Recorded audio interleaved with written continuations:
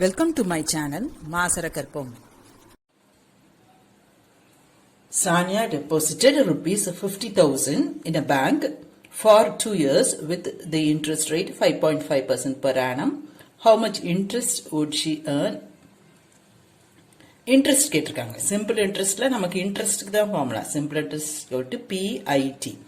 Principal deposited this much amount. இதுதான் அவளுடைய principal மூலதனம். 2 years.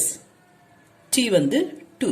I வந்து 5.5 percentage. So 5.5 by 100. You will get 5,500. Simple interest தான் கேட்டிருக்காங்க. So 5,500. அடுத்த क्वेश्चन இதுலயே தான் what is the final amount னு கேட்டிருப்பாங்க. அமௌண்ட்னா என்னது? நம்ம முதல்ல போடுற principal plus நமக்கு கிடைக்கிற interest. So 50,000 plus 5,500, that is 55,500. Hope this video is useful to you all. Do like, share, comment and subscribe so that you can track and crack. Thank you.